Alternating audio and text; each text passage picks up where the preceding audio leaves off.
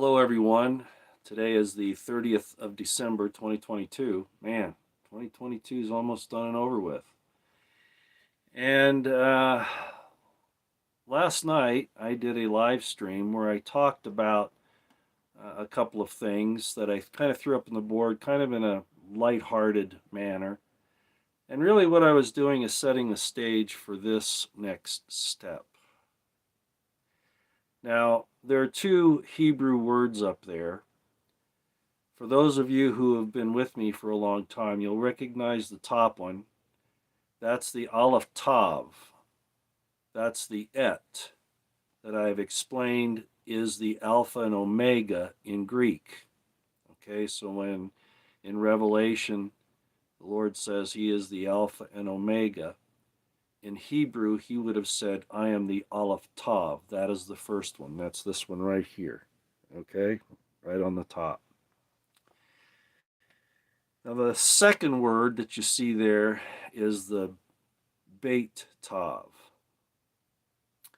And last night we talked about that, which is the word in Hebrew for daughter. Okay, bat. Right?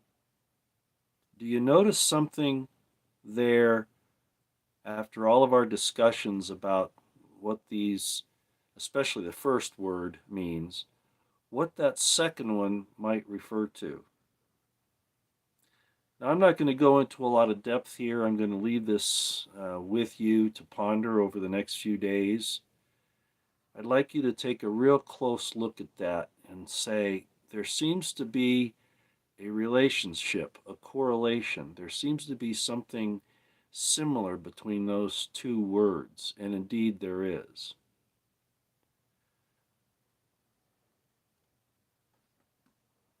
The Aleph Tav, of course, means without beginning or end, one eternal round.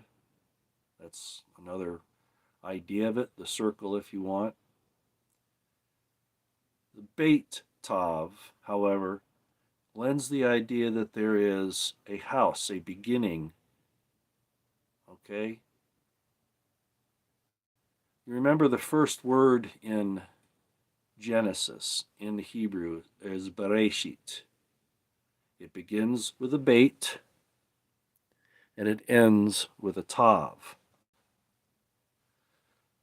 So interestingly, the word for daughter takes the first letter of Bereshit, the Beit, and the last letter of Bereshit, which is the Tav.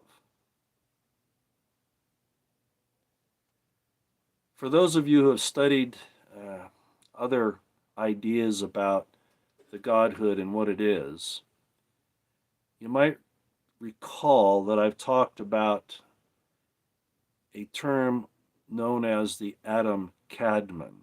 In other words, the image of God in man, in that first man.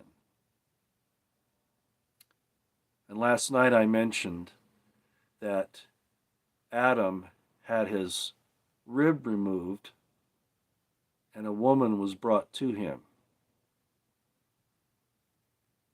And she would be the mother of all living.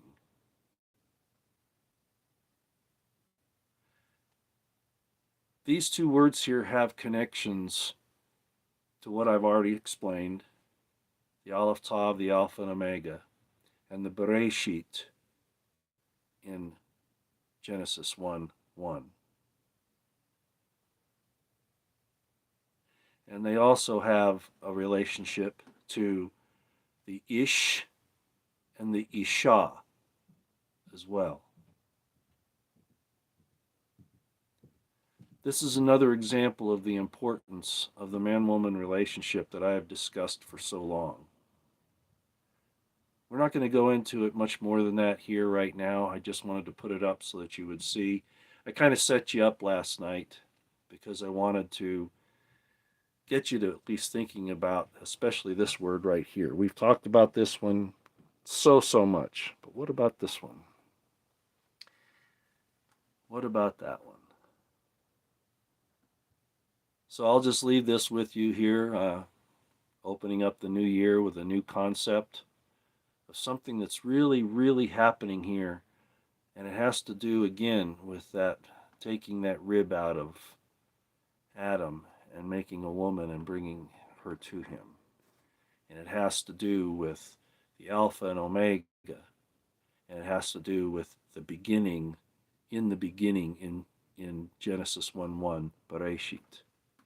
It's all connected, ladies and gentlemen, and it shows who and what we are, where we come from, and where we are going. And I wanted to leave that with you because somebody asked me yesterday, Roy, do you have hope? And of course, you know, the usual answer for a Christian is that yes, in Jesus Christ.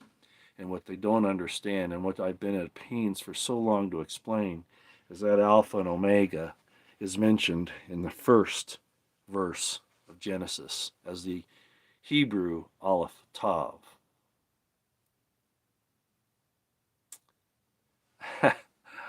Again, just leaving this for you to ponder a little bit. There are some secrets here if you'll ponder them and meditate on them a little bit.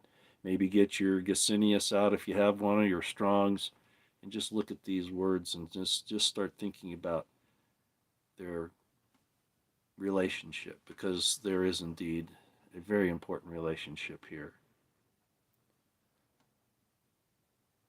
All right, that's all I wanted to show you today. Thinking on these things is very, very important. All right, y'all take care. We'll talk to you later. Out here for now.